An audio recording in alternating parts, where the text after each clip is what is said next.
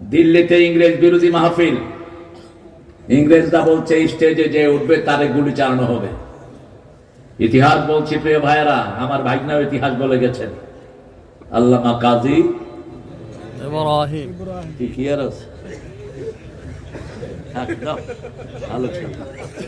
তোমার ছেলে দাও। তখন গান্ধী হলো প্রধান অতিথি, গান্ধীর নিচে লেংটি হিন্দি বরিস হোসেন আহমদ মাদানী রাহেমাহুল্লাহ, দেওবন্দের কি কথা কন না জানে তো না, শেখুল হাদিস সদরুল মুদাররিসিন, দেওবন্দের প্রাণ শক্তি। তিনি গেছেন সাদা টুপি, সাদা পাঞ্জাবি, সাদা পাজামা, গিয়ে বললেন क्या हुआ भाई, महफिल क्यों शुरू नहीं हुआ? अरे ब्रिटानिया को कुत्ताओं ने कहा जो इस पर चलेगा गोली चलाएगा, इसलिए गांधी जी वहां बैठा रहा है। वो जे गांधी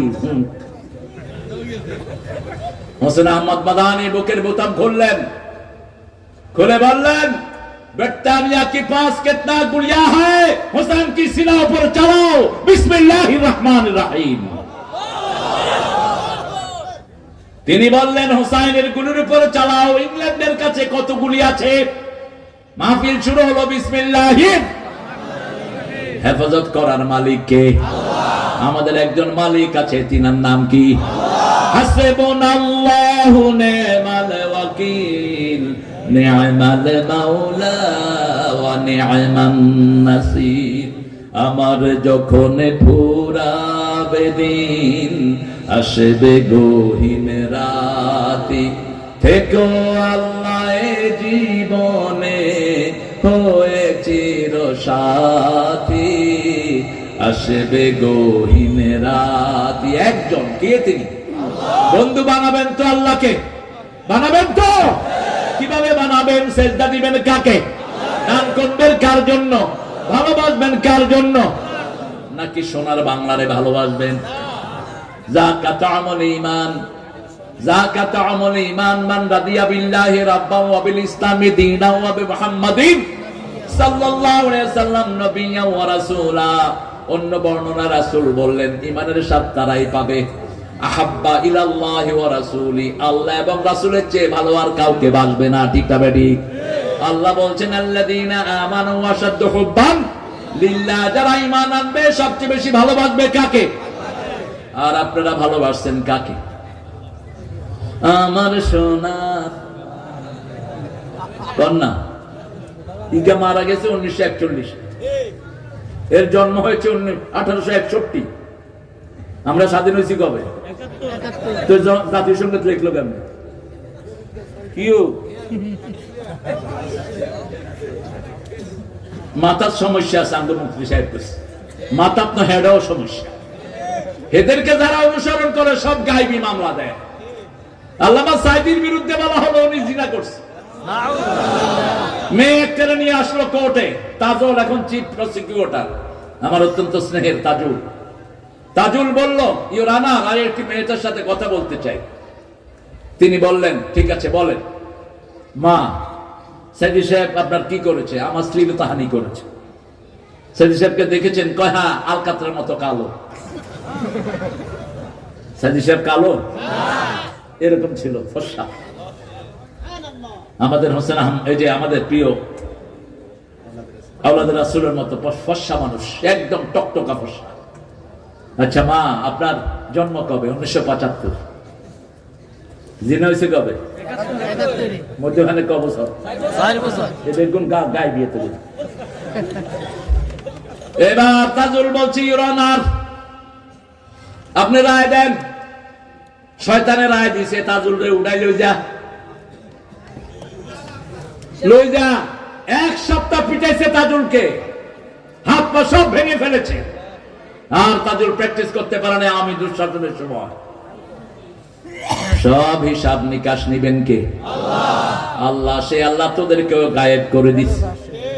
তোরা গায়েবী মামলা দিয়েছস, তোরাও গায়েব। ঠিক তবে ঠিক। আমরা দেখি বাংলাদেশে কেউ নাই। আল্লামা সাইদি বলছিলেন আজ থেকে দীর্ঘদিন আগে, তোমরা আছো গাছের আগায়, আমরা গোড়ায়। একটু ঝাঁকি দিব, মামু বাল্লি দিল্লি গিয়া পড়বা। হয়েছে কি হয় নাই? আবার বলেছেন এমন একটা সময় আসবে উন্দুরের গর্ত তালাশ করে পাবা না। আবার বলেছেন ওই মাহফিলে আমি নিজে উপস্থিত, বলছে আমাকে যদি মেরে ফেলা হয় অথবা কেউ যদি আমাকে খুন করে ওই দল 1 বছর না যেতে নিশ্চিহ্ন হয়ে যাবে। 14 আগস্ট ওনাকে 20 পানে হত্যা করা হলো। 1 আগস্ট ওনার দলকে ব্যান করা হলো। ব্যান করার পিছনে কিছু হুজুরও আছে। ঠিক, আমরা সেই হুজুরদেরকে ভালোবাসি, কারণ হুজুর তো নামাজ রোজা যেখানে আমরা আছি কিন্তু যদি এখন উল্টা পাল্টা কাজ করো ওই নিকাহ সহ নিয়ে নেব, ওই পিছিলাটা সহ নেব, কাজা কাফারা সহ আদায় হবে, ঠিক কিনা? 5 তারিখ 1 বছর পূর্ণ হয়নি, রেজাল্ট ঘোষণা করলেন কে? আমরা শুকরগুজার কার? আল্লাহ। গণভবনে ছেলেরা ঢুকে প্রথম কাকে সেজদা দিয়েছে? আল্লাহকে। আল্লাহকে সেজদা দিয়েছে। সেজদা মানে তওবা, সেজদা মানে আল্লাহর কাছে ফিরে আসা, ঠিক না ঠিক? সেজদা আছে যেখানে নিয়ামত বেশি, এজন্য বাংলাদেশে নিয়ামত বেশি না কম? আপনাদের এই এলাকায় নিয়ামত বেশি না কম? এই এলাকায় বেশি, এখানে লোকেরা সেজদা দেয়, সেজদা বেশি যেখানে, রহমত বেশি। বাংলাদেশের লোক গণহারে সেজদা দেয়, নামাজ পড়ুক আর না পড়ুক জুমার দিন ভর্তি। ঠিক কইলাম ওযু করছো নি, কর মুখ ধুয়ে আইছে, এত ওযুর হানি কোন? তত ভালো সেজদা দিলেই খুশি হন কে? আমরা সেজদা দেব তো, তওবা করব তো। রাসূলের কোনো গুনাহ আছে? নাই, সব গুনাহ মাফ করে দিয়েছেন কে? সূরা ফাতিরের 2 নম্বর আয়াত, গফিরা লাকা মা তাকাদ্দামা মিন দাম্মিকা ওয়া মা তাআখার। সেই নবী আলাইহিস সালামের ব্যাপারে সাইয়েদনা আবু হুরায়রা বলছেন, আমি রাসূলের পাশে বসা, একটা মিটিং এ রাসূল বসেছেন সাল্লাল্লাহু আলাইহি ওয়াসাল্লাম, সবাই কথা বলছেন, রাসূলও বলছেন, কিন্তু তার ফাঁকে ফাঁকে দেখলাম তিনি 100 বার পড়ে ফেলেছেন আস্তাগফিরুল্লাহ আস্তাগফিরুল্লাহ আস্তাগফিরুল্লাহ আস্তাগফিরুল্লাহ আস্তাগফিরুল্লাহ। পড়েন আস্তাগফিরুল্লাহ আস্তাগফিরুল্লাহ আস্তাগফিরুল্লাহ আস্তাগফিরুল্লাহ। কয়শবার? 100 বার। আবু হুরায়রাকে জিজ্ঞেস করা হলো, এত জ্ঞান আপনি কবে অর্জন করেছেন? ইসলাম গ্রহণ করেছেন মদিনাতে রাসূল যাওয়ার পর, কিন্তু এত হাদিস আপনি কিভাবে সংরক্ষণ করলেন? কি আমল আপনি করেন? 2টি কথা তিনি বললেন। প্রথম বললেন, প্রথম দিকে ভুলে যেতাম, রাসূল সাল্লাল্লাহু আলাইহি ওয়াসাল্লামকে বললাম আমি ভুলে যাই, রাসূল বললেন তোমার রুমালটা বিছাও, রাসূল হাত দিয়ে কি যেন দান করলেন, আমি আমার বুকে জড়িয়ে নিলাম, তার থেকে আর আমি ভুলে যাই না। আর দ্বিতীয়ত আমি দৈনিক 12,000 বার পড়ি আস্তাগফিরুল্লাহ। পড়েন আস্তাগফিরুল্লাহ। এই দোয়াটা যার আমলনামায় বেশি, কিয়ামতে তার জন্য সুসংবাদ দিয়ে দিবেন কে? আল্লাহর হাবিব বলছেন যে ইস্তেগফার বেশি করবে তার জন্য 8টা উপকার। কয়টা? 8টা উপকার। প্রথম উপকার তার গুনাহ মাফ করে দিবেন কে? দ্বিতীয় উপকার তার সন্তান বাড়িয়ে দিবেন কে?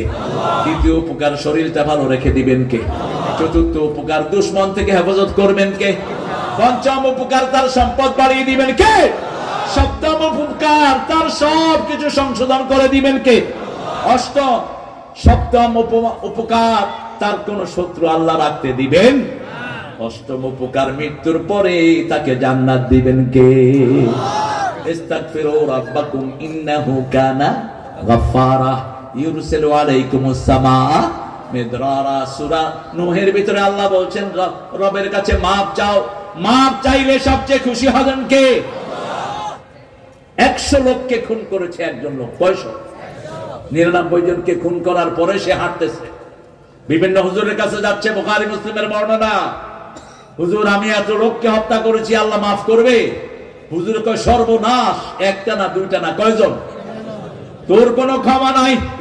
ওই খুনি কয় তাহলে তোরও রক্ষা নাই। কয়জন হলো? কিন্তু মনের ভিতরে আসা আল্লাহর ক্ষমা। কার ক্ষমা?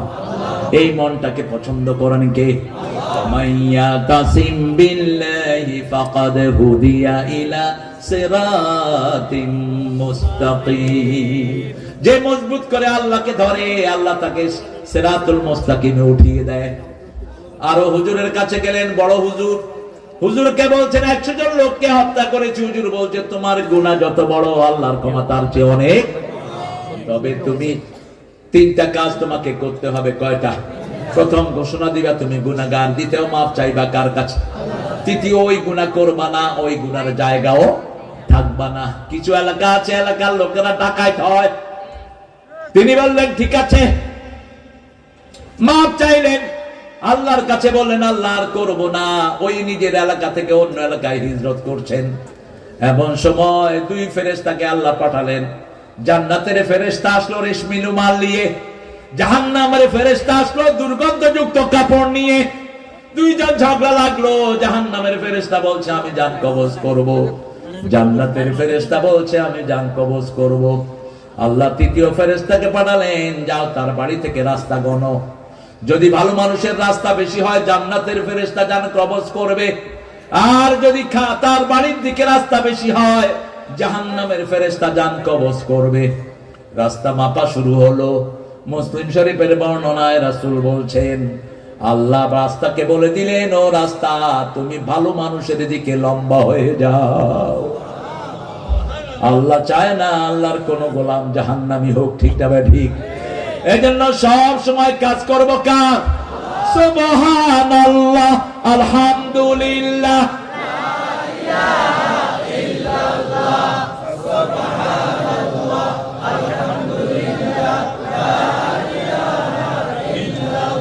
লা ইলাহা ইল্লাল্লাহু মুহাম্মাদুর রাসূলুল্লাহ সাল্লাল্লাহু আলাইহি ওয়াসাল্লাম। তওবা করব তো? তওবা। রাসূল আদাতা সালাম ফিরিয়ে ইস্তেগফার করতেন।